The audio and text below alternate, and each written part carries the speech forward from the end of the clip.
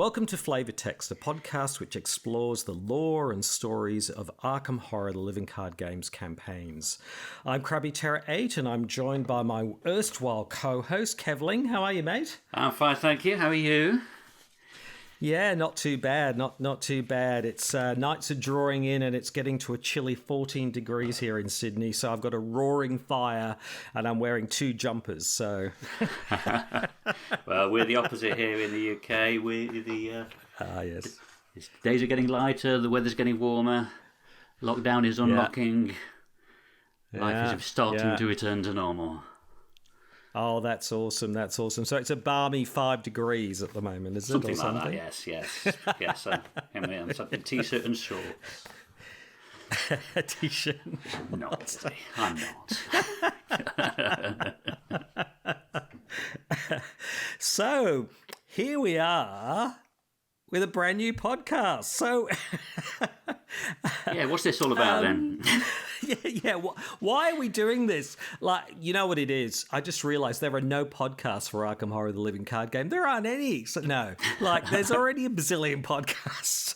So there's lots of podcasts already and things. But one thing I noticed is that, at least I'm not aware that anybody's sort of tackling Arkham Horror: The Card Game from the perspective of sort of lore and stories. So I'm not talking about H.P. Lovecraft stories here. I'm talking about the lore and the stories within the campaigns themselves. And so I noticed that nobody is, really sort of talking about those and talking about how the stories progress, within the game, within the campaigns. It's, really sort of focusing on that. So I thought that people would really enjoy that. So I thought it was a real opportunity to do that as a podcast rather than, say, in-depth YouTube videos or something like that. So that's sort of where the thoughts came from. Yeah, I think it's also useful to talk about how the mechanics all fit in as well and how they help in telling that story rather than gameplay guide as such. Yeah. Exactly. There's a lot of talk about any particular scenario, how to kind of, optimize your gameplay, how to do it. There's a bazillion, YouTubes and podcasts about, how to actually play the particular scenario. And you hear often on those that people will sort of refer to the story a bit. But like you say, there's not often a conversation about, do the mechanics of what you have to do in the scenario align with the story or not really? There's not really much of a sort of conversation about that. So I think that's quite a useful thing to chat about, really, because it's something that I certainly have an interest in, and I know talking to you that's something that is fun to think about. So, yeah. I think it's also worth stressing, and I'm certainly no Arkham expert. I know you have many, many podcasts, episodes behind you, not podcasts, YouTube videos behind you. You've played Night of the Zealot to its death, I think. But yes, this is certainly not the place to come to for gameplay tips or deck building advice, because that's the area of the game. Rather strangely, I'm not really that bothered about deck building. I enjoy the game itself, the narrative, the story, how it all plays out. The actual building of your deck is the less interesting aspect for me, and I end up just stealing them off the internet. Yeah. Well, I have to say, based on the League of Extraordinary Investigators, which you and I are involved with, and particularly you run the whole show on that, really. I come last nearly all the time, so and I'm not far behind. That's right. So I and that's why I play The Gathering and the Midnight Masks over and over again, because at least I know what I'm doing. Because I am not good. I'm not good at gameplay either, and I'm particularly not interested so much like you in I want to optimize my deck and I want to play this perfectly. I mean, I can understand why some people want to do that, but for me, like you, it's the story that's sort of more interesting in a way than the gameplay itself. There's an iconic video game, you probably know it, L.A. Noire. Do you know? Oh, do you know yes. that video game? Yeah. Which actually, even though it was Rockstar, it was actually created in Australia of all places. The thing about that game is I love L.A. Noire, but I hate the gameplay, and I think it would have been a much better game as an adventure, point and click adventure game with sort of elements of sort of interrogation. I think the problem is that the gameplay, which I think Rockstar sort of insisted on running around trying to shoot things, gets in the way of actually what's a pretty decent story. Definitely. And in fact, some people say the story of L.A. Noire is that Cole Phelps is in purgatory. He's actually dead, and he's sort of replaying an LA in his sort of mind as he's in purgatory, trying to kind of come to terms with his own mortality and his own death, which is sort of a really interesting way of thinking about that video game. But I think the point I'm trying to make is, often the gameplay itself and trying to optimize your gameplay, well, for me, I'm not very good at that, so I'm less interested in that kind of thing like you.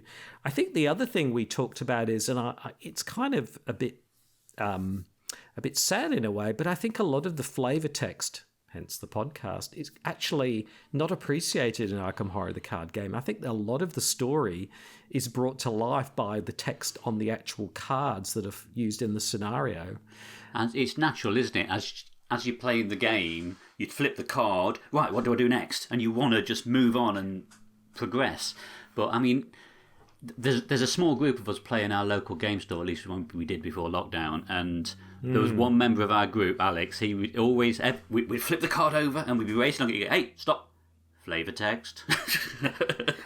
He made sure we read every piece of flavor text out to set the scene properly and get a feel for the story as it progressed. Right, because I don't do that normally. Does it make a difference when you do that? Does it really make a big difference? It depends how much you're paying attention, if I'm honest, who's reading the card and how much they put into it. And particularly for the big reveals and things, it's always good to do that. I mean, when it's just describing a stain on the floor, maybe not so much. yeah, but I agree. I think a lot of it, I don't know, because I mean, the opening, the sort of starting space, I think gets a bit more attention. And if a particular card is full of mechanics, if it's mechanic heavy, it gets attention. But a lot of, Arkham Horror, the card game, is full of empty rooms with furniture and fireplaces in them that, or sort of dusty museum rooms. And there's flavor text there, but I'm not sure, like you say, anybody actually reads it a lot of the time. And it's a pity because someone's obviously taken the time, put in quite a bit of effort to sort of bring these locations to life. It's usually locations. Yeah, I'm just having a quick flick through a couple now, and often it is just like a Lovecraft quote. So yeah, okay, it is a sort of giving you a sense of the feeling, whatever. But often it is descriptive text that does add to the story and the environment. And that's what we named the podcast for, wasn't it? Yeah, exactly. And what I'm hoping is that people will sort of use the podcast almost like if they play, they would then listen to the podcast maybe after the scenario. You know what I mean? Yeah. To sort of help sort of bring some of those things to life.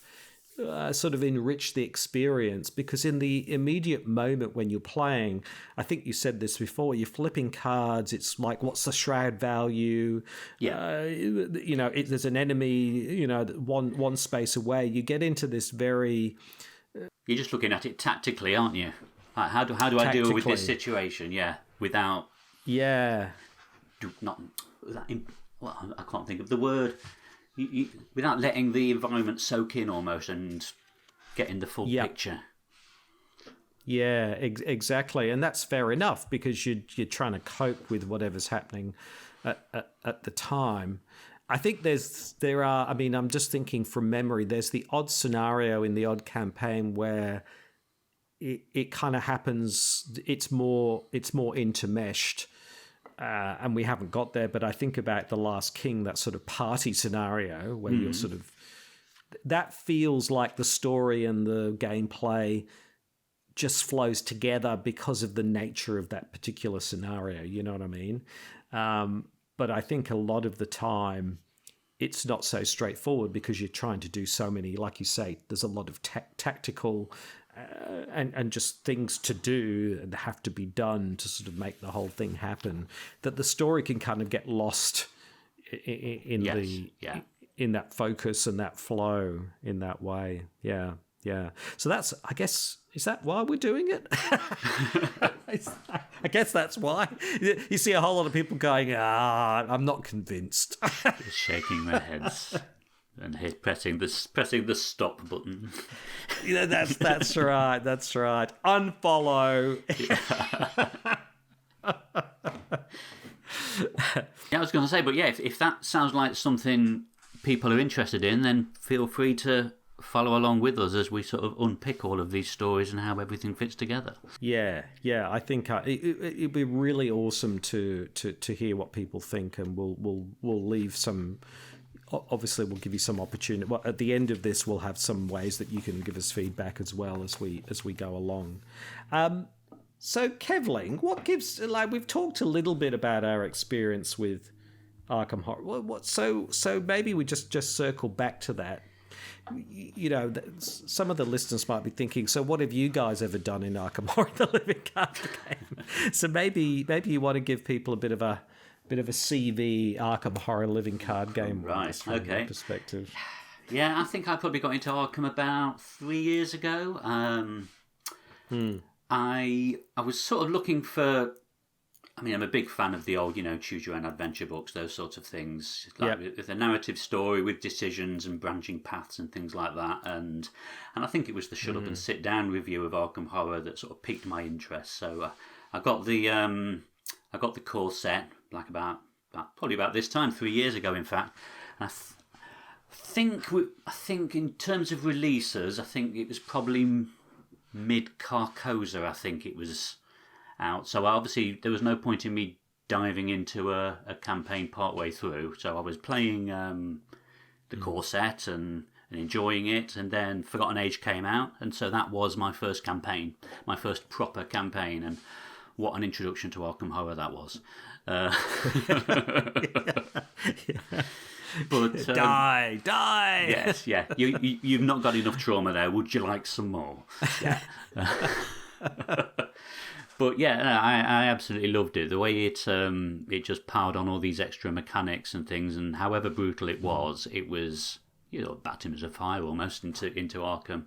And then from then on, I was sort of caught up on Dunwich and Carcosa while also working through the scenarios as they release. So I'm pretty much up to date.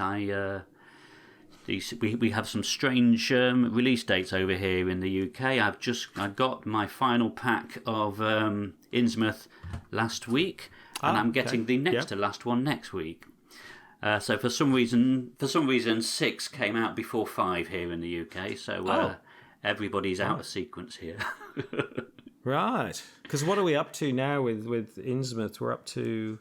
It's the last one. Which one we're up to? Yeah, I've got the last pack here in my hand, Into the Maelstrom. But then pack 5 got skipped for some reason and is out. I'm picking that up next week, hopefully. But I have, play-wise, I haven't even started Innsmouth. Right. As you know, I've moved house recently, so everything's been upside down, but I now finally have a dedicated space I can play and I can leave a game set up in, which I've never had that luxury before. It was always play a game, oh no, I'm on the dining table, I've got to clear away afterwards. But now I've got a dedicated space, I can start a campaign, I can leave it set up, I can keep coming back to it. So, in theory, that's awesome. That means I can play more. Whether that reality transpires, I have no idea. But yeah, I suppose the only other thing is obviously there's the League of Extraordinary Investigators, which was your idea, and I came along and helped out with the admin of that. And yeah, it's a solo competitive campaign where we'll run through a campaign. Everybody will live stream their own play, so that no one can be accused of cheating. And then you score someone else's play and penalise them for any errors. We're on our 6th season now. We've just started the Dream Eaters. Can you believe it? I know. Can you believe it? 6 seasons. Oh, 6 seasons goodness. of coming last and next to last.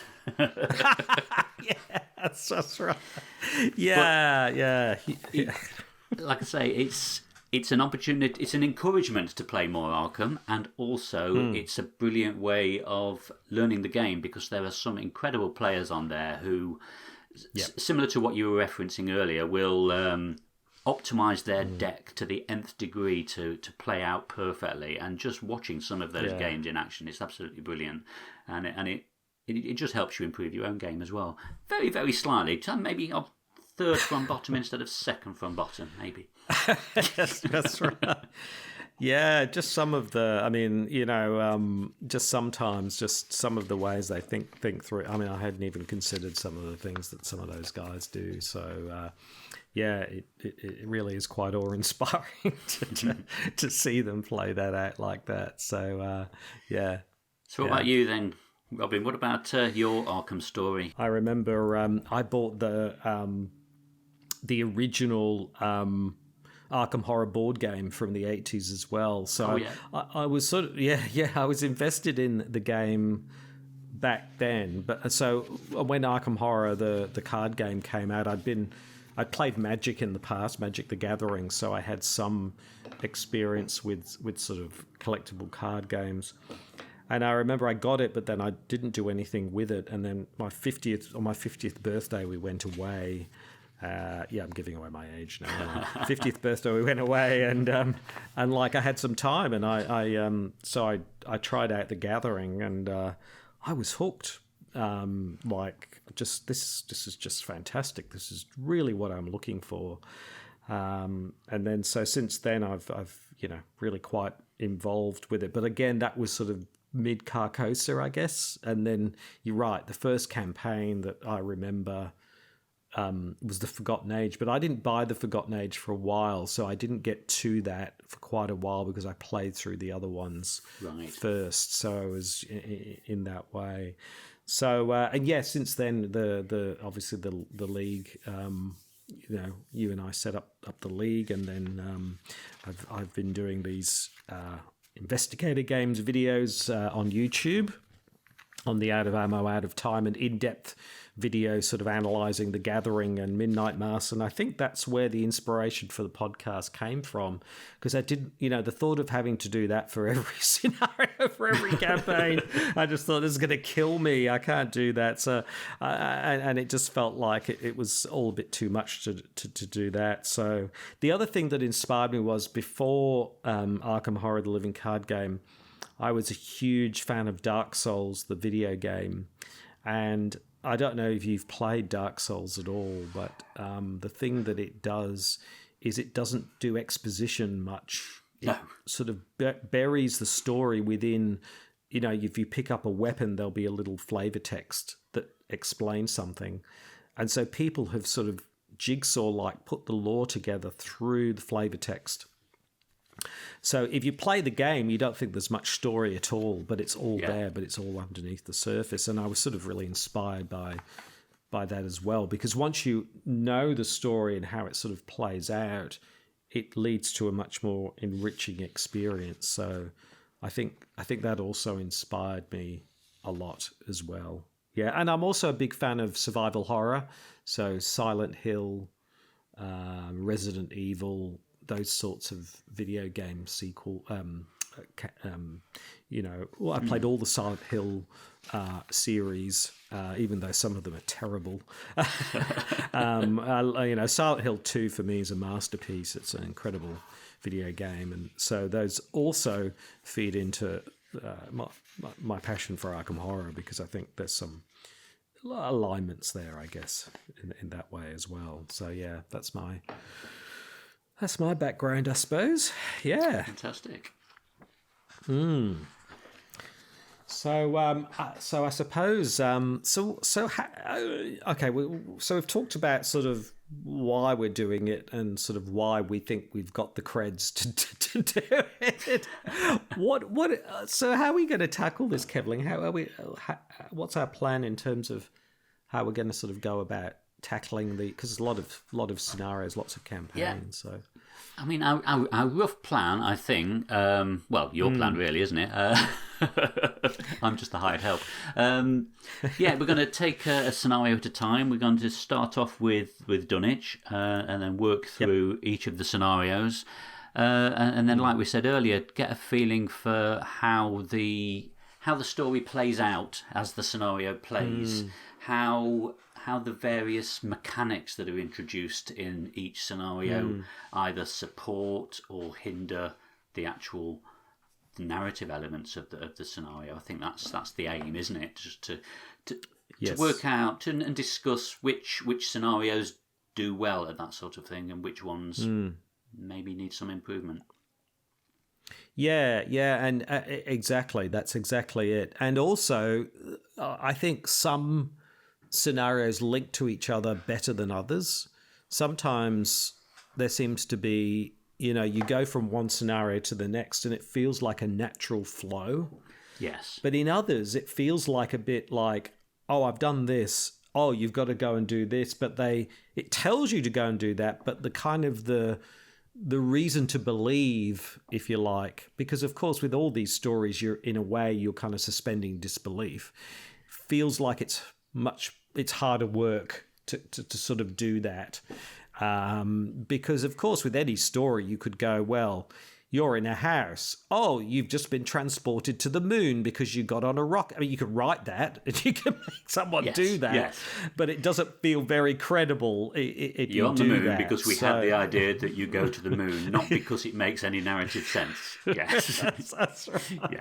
So I that's an extreme example, but I think within campaigns, some things flow better than others, and some campaigns do that better than others, I think. And it's so I think sometimes there can be a little bit like a series of disconnected scenarios, and sometimes they can feel much more natural in the way that they flow.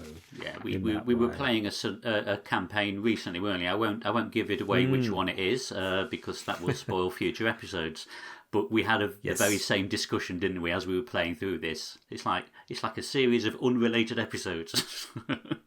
Yeah, exactly. It's sort of the Lemony Snicket of a series of unrelated events or something. Yet, whereas with other campaigns, and I mean, obviously the more you play them, but I have a much more clearer map in my head of the narrative story beats and how they link together. You know what I mean? Yes.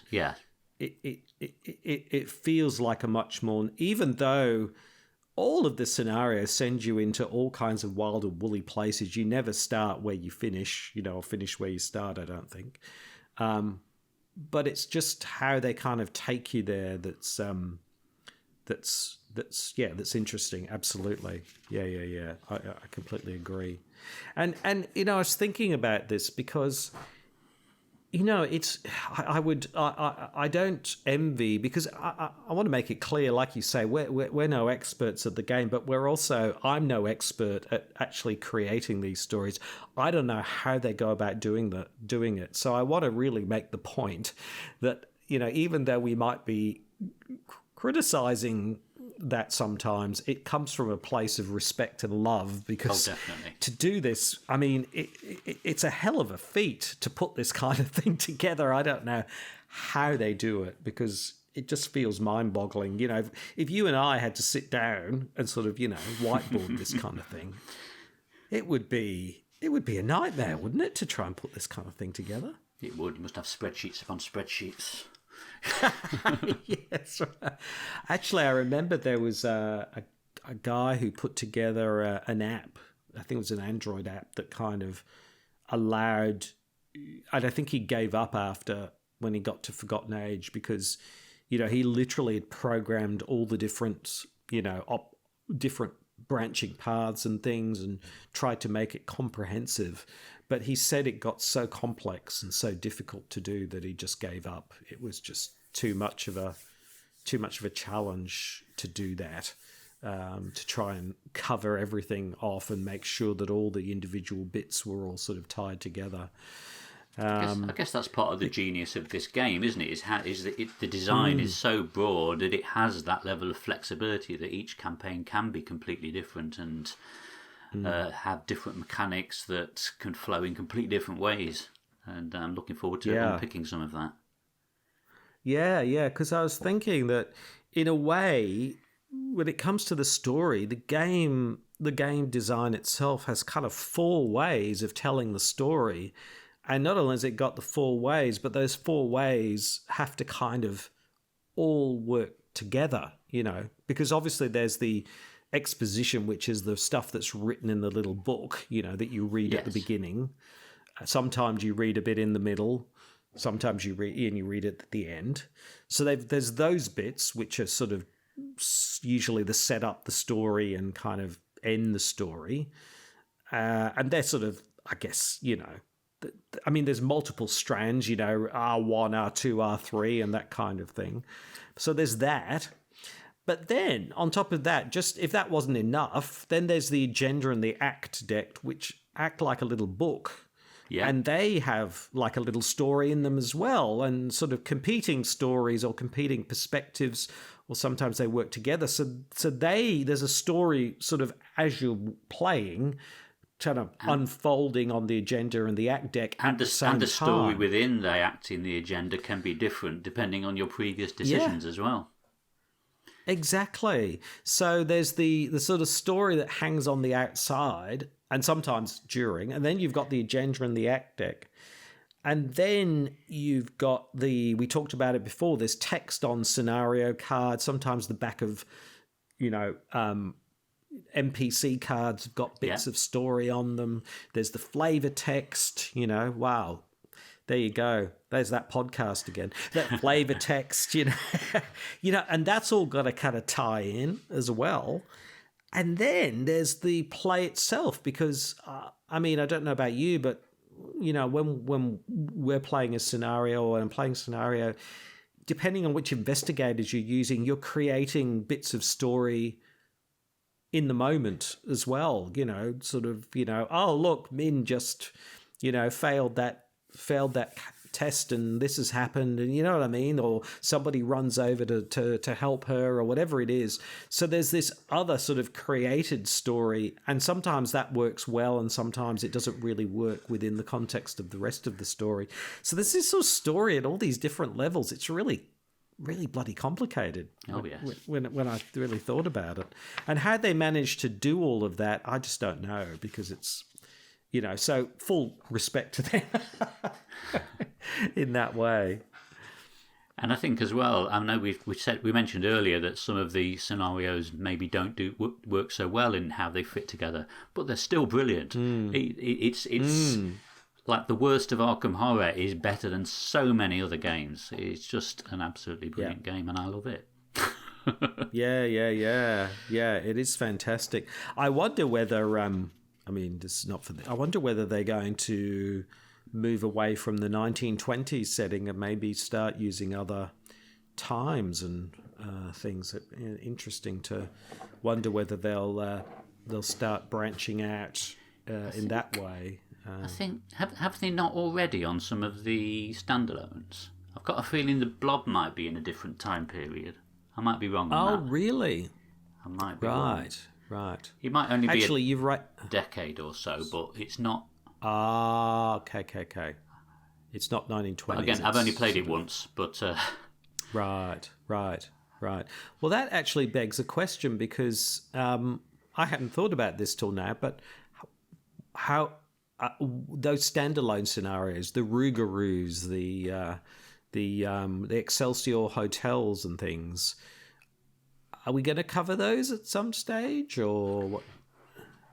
I don't see why not. I don't have them all. I only have the later ones. I don't have the earlier ones because they're much harder to get hold of nowadays. But I think I have everything from Blob onwards. Right.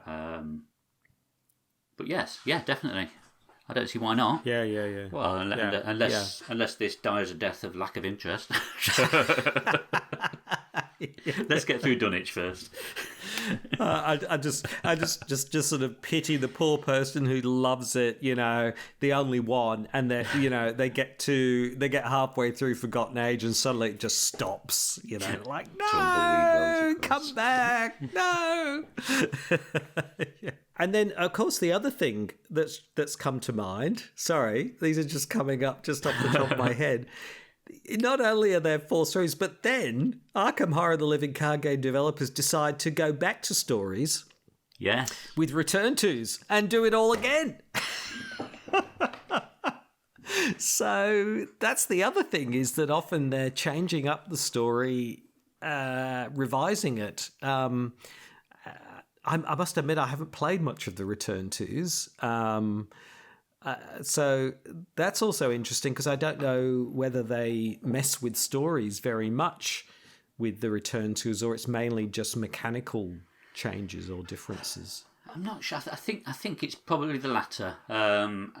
Like you, I played through Return to Dunwich because we did that on the League, I think, if I remember right. But I haven't done any of the others. I played Return to Zealot, Return to the Night of the Zealot, and I played Return to Dunwich. But it's mainly my storage solution. Yes.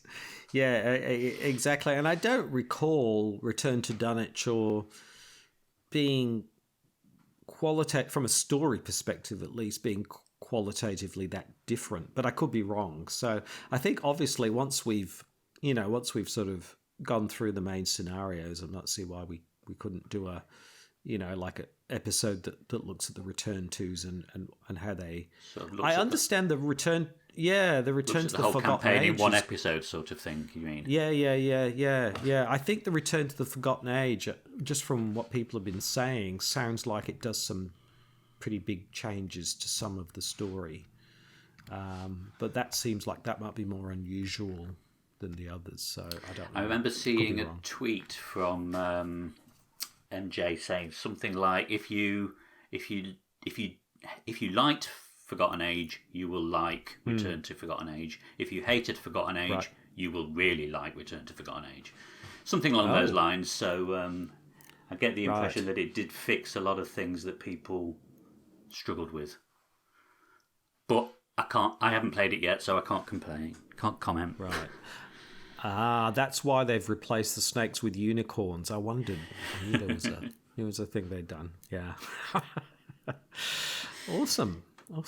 Okay. So, I think, is there anything else? I think we've sort of laid out why we're doing it and what we're going to be talking about. Was there anything else that you had, Kevling, that you... There's one thing. Have you got forgotten? Have you got a favourite campaign? I do. And it very is clearly my favourite campaign, and I'm not alone in this, but Carcosa is hands down my favourite campaign. From a story perspective, in particular, I just think, I don't know how the stars were aligned when they did Carcosa, but for me, it just seems to flow. We were talking about that flow before. It just seems to flow particularly well, and it engages the player with the story in ways which are quite creative and interesting. I haven't thought about why. I haven't spent a lot of time thinking about why.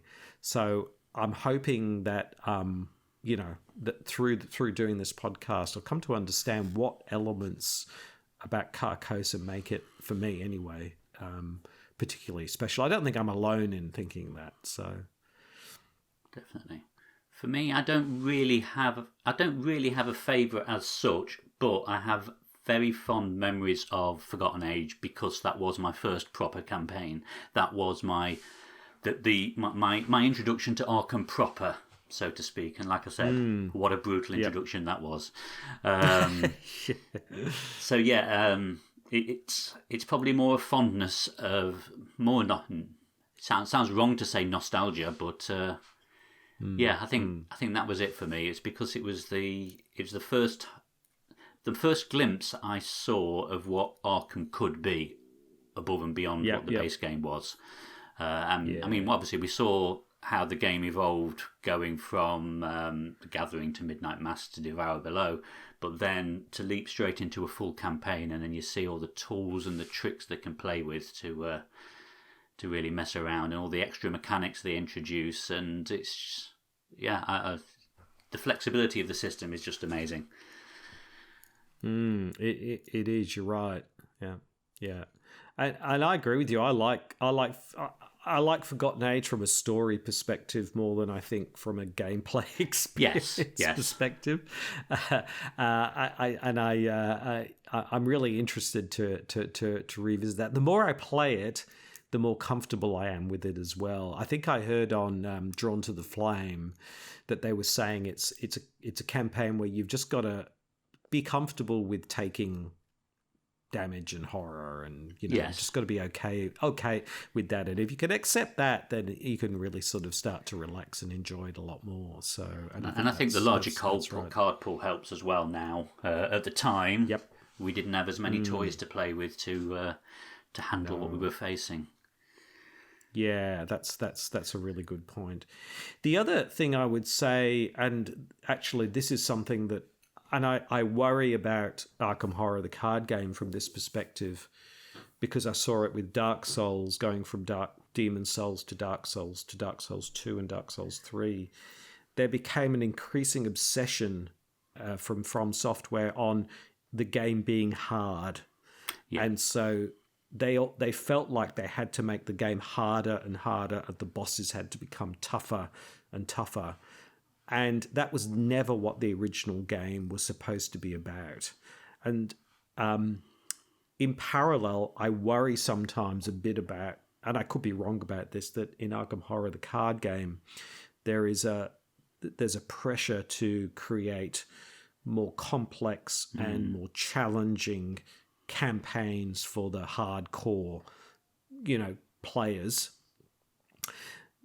at the expense of the story and the narrative. Do you see what I mean? So you get to a place where and I worry, I don't know, because I've only just started the Shadow over the Innsmouth conspiracy. I've only done the first scenario, but I worry that story engagement is being sacrificed on the altar of sort of complexity and difficulty. And I don't know whether that's true, but I do worry about that.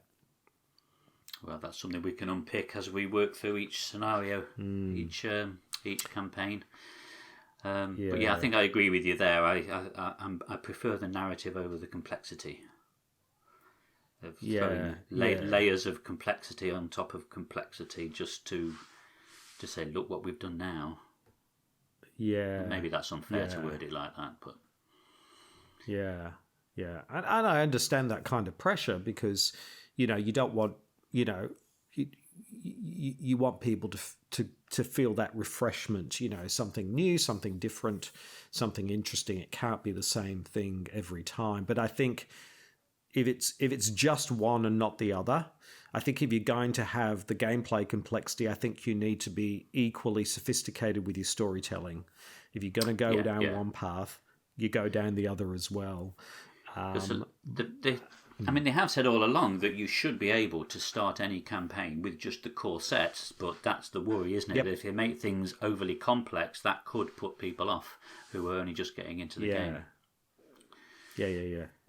Yeah. So, like you say, there's that's the interesting thing, I think, for us, because there's the scenario we're focused on in a particular episode, but there's how that scenario works within the context of the campaign, and then as we move on, there'll be a meta thing, which is how do campaigns operate within the overall, you know what I mean?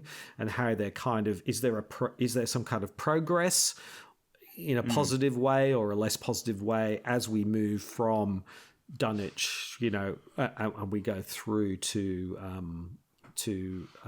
Innsmouth, because there's how many now? There's Dunwich, Carcosa, Forgotten Age, Circle, Dream, There's 6, isn't there? Yes, it's 6. Yeah, 6 plus Zealot. Yeah. So, I mean, by the time we get to my goodness, by the time we get to Innsmouth, there'll probably be about another 30 of them by then. Because we're not going to be doing these every week, obviously. It's probably going to be about once a month. So it's going to take us about 8 months to get through a particular campaign, I would imagine, or just depending on how often we can get together. So, cool. Okay. So, anything else? No, I don't think so. I mean, like you said, we're going to be publishing an email address or something, so we can, if you have anything burning you want to say to us that you'd like us to tackle, or an angle we'd like to consider, then please let us know. Hopefully, it sounds like something you're interested in. Yeah. And if we get enough volume of feedback, we might, every couple of weeks we might do a sort of listener feedback segment or something like that. If we get enough of those, I guess. Or if not, we could just tack them onto the beginning of the following episode, can't we? That's right, exactly. And obviously, we'll, I'm sure people will be keen to tell us if we've made errors or mistakes, and we'll definitely include those as well. People on the internet don't do that, do they? No. People are very forgiving on the internet, aren't they? I mean, it's incredible with my with my YouTube channel. Nobody ever criticizes my gameplay, Kevling. No one has ever said anything negative at all, ever. Nothing to criticize, as far as I can see. All right. Well, that's great. Well, I'm very much looking forward to kicking off. So we're going to kick off with 1A, 1B. So we're going to do 1A and 1B together because I think you were saying, Kevlin, to me off air that, they're kind of interlinked. So it would make sense to kind of tackle them both together. So we're going to do that next time. Is that right? Yeah, that makes sense. Yeah, because you can play them in any order, so there's no natural flow there. So it makes sense to. No. We can pick them both up, and like you say, each one will impact on the other depending on which way around you play them, and so it'd be interesting to explore how that actually affects the story. Yeah, and they're relatively short, aren't they? Those first two, yes. They're not hugely long scenarios as scenarios go. So we'll tackle those in the next episode. So thank you very much for listening, and I'm very much looking forward to next week. So I'll see you then. Bye. Thank you very much for listening. Please like, comment, and subscribe. We'd very much like to hear from you. If you would like to send us your thoughts, send it to ftextpodcast@gmail.com. That's FTEXT podcast, ftextpodcast@gmail.com. You can also listen to this podcast on YouTube. Just go to Out of Ammo, Out of Time, and you will find it there. And it's also available on the usual podcast platforms, iTunes, Google Podcast, that kind of thing. So if you want to subscribe, go there. So next time, we'll be discussing the first two scenarios, 1A and 1B, of the Dunwich Legacy. And Kevling and I are very much looking forward to having a chat about that one. But until then, thanks very much for listening, and see you soon. Bye-bye.